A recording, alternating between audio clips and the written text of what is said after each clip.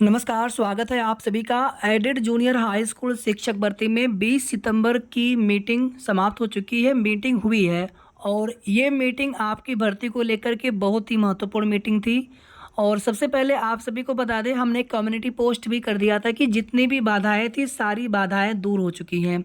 सबसे पहली बाधा तो यही थी आपकी भर्ती में कि किस प्रकार से मेरिट लिस्ट बननी है और उसमें आरक्षण को किस प्रकार से किस स्तर पर दिया जाना है। अध्याचन दोबारा से फिर से मंगवाया गया था। आप सभी को बता दें, कुछ चीज़ें नहीं पता चल पाती हैं उस समय। दोबारा से आरक्षण मंगवाने का सबसे बड़ा रीज़न था आरक्षण। आरक्षण वाले मामले पर किसी भी प्रकार से सरकार विभाग कोई भी छोटी सी भी गलती नहीं करना चाहते थे और 20 सितंबर की मीटिंग का सबसे बड़ा जो मुख्य बिंदु था आरक्षण था। आरक्षण का मैटर पूरी तरह से स्पष्ट हो चुका है कि इसी प्रकार से आरक्षण दिया जाना है। मेरिट को लेकर के पहले लगता था कि शायद लैंग्वेज वाले में अलग अलग मेरिट बने, लेकिन जो नियमावली है उसके अनुसार मैथ साइंस की अलग, एसएसटी की अलग और लैंग्वेज की एक मेरिट बनने की उम्मीद है, यानी कि हिंदी, संस्कृत और अंग्रेजी की एक मेरिट बनने की उम्मीद है। 69,000 शिक्षक भर्ती से कोई मतलब नहीं है। आरक्षण का रूल, आरक्षण जिस प्रकार से दिया जाना है वो सब पहले से तय होता है कि इसी प्रकार से दिया जाना है। बस अधियाचन को लेकर के, और जो अधियाचन आया था उसमें आरक्षण लागू करने को लेकर के सारी दिक्कतें आ रही थी। सीटों का पता अभी भी बिल्कुल स्पष्ट नहीं हो पाया है। थोड़ा बहुत भी अगर एक अनुमान भी लग जाता कि लगभग कितनी सीटें होंगी, लेकिन सीटों का कुछ भी पता नहीं चल पा रहा है। और सीट वृद्धि होने की 100% उम्मीद अभी भी है। जब शासनादेश आएगा तो हम भी देखेंगे, आप सभी लोग देखेगा, और पूरी उम्मीद हम लोगों को है, काफ़ी ज़्यादा सभी अभ्यर्थियों को, कि कुछ सीटें बढ़ जाए और भी कुछ हमारे भाइयों बहनों का, कुछ साथियों का भला हो जाए इसी भर्ती में। इतने समय के बाद भर्ती पूरी होने जा रही है और कोई भर्ती है भी नहीं अभी फ़िलहाल में।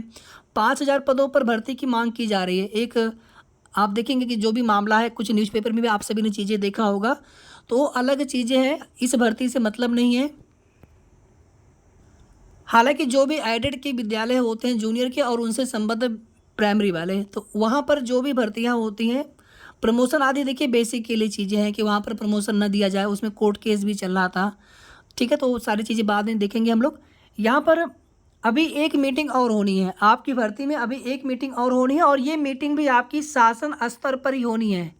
अभी ये जो मीटिंग आपकी हुई है 20 सितंबर की, ये भी शासन स्तर की मीटिंग, शासन स्तर यानी सचिवालय में मीटिंग शासन के अधिकारियों के साथ में, तो ये मीटिंग शासन स्तर पर हुई है और ये अभी एक मीटिंग और होनी है शासन स्तर पर ही। इसमें शेड्यूल को लेकर के, स्लॉट आदि को लेकर के, ये सभी बातें पहले वो लोग अपना शेड्यूल, स्लॉट वगैरह अपना बात कर लेंगे। स्लॉट देखिए मिल जाएगा, स्लॉट लेने में कोई दिक्कत नहीं होगी, स्लॉट मिल भी जाएगा।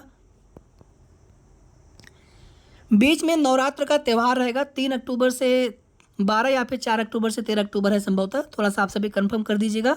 तो बीच में थोड़ा सा, या तो हो सकता है कि उसके जस्ट बाद का ही शेड्यूल हो, यानी कि कुल मिलाकर के अक्टूबर में भर्ती प्रक्रिया शुरू होने जा रही है। तो अभी एक मीटिंग और होगी जब इसमें शेड्यूल, स्लॉट सब कुछ एकदम क्लियर हो जाएगा, क्योंकि जब जियो आएगा, शासनादेश आएगा, तो इसमें सब कुछ रहेगा भर्ती प्रोसेस को लेकर के। इसके पहले आप देखेंगे जब एक विवाद हुआ था 68,500 में या 69,000 में, तो 68,500 के कोर्ट ऑर्डर में हमने एक चीज़ें हाईलाइट की थी कि भर्ती प्रक्रिया शुरू करने के पहले भी एक शासनादेश आता है और उसी डेट से भर्ती प्रक्रिया शुरू मानी जा रही है। इसी को आधार बना करके बहुत सारे मुद्दे हैं, खैर वो बात की बात है। तो एक जियो आएगा अभी फिलहाल में आपकी भर्ती में, एक मीटिंग के बाद एक मीटिंग और होगी, उसके बाद जियो आएगा और इस जियो में सब कुछ स्पष्ट रहेगा। कितनी सीटें हैं, विषयवार कितनी सीटें हैं, कैटेगरी वाइज कितनी सीटें हैं, कौन सा प्रोसेस कब से कब तक होना है, यानी फॉर्म आवेदन जिला प्रेफरेंस के लिए, आगे चयन सूची, काउंसलिंग आदि कब तक प्रकाशित होंगे, सारी चीज़ें उसके अंदर रहेंगी। कुछ जो आप सभी के मन में डाउट है, आप सभी को बता दें कि आपकी भर्ती में बीएड और डीएलएड या बीटीसी दोनों ही अभ्यर्थी, बीएड तो वैसे भी एलिजिबल हैं, डीएलएड या बीटीसी के अभ्यर्थी आप लोग भी 100% एलिजिबल हैं। सीटेट अगर आपने यूपी टेट ना लगाया हो, सीटेट आपने सेकंड पेपर लगाया हो क्वालिफाइड होने का, 100% आप एलिजिबल रहेंगे, कोई आपको समस्या नहीं होने वाली है। सब्जेक्ट कम्बिनेशन की कोई भी बाधा इस भर्ती में नहीं है, ठीक है। बस आप सीटेट या फिर यूपी टेट, आपको जूनियर का पास रहना चाहिए। यहाँ पर हमारी ईश्वर से बस यही प्रार्थना है कि सीट वृद्धि जरूर हुई हो आपकी भर्ती में, सीट वृद्धि पर ही भर्ती आपकी हो, कुछ ही सीटें बढ़े लेकिन सीटें जरूर बढ़ी हों।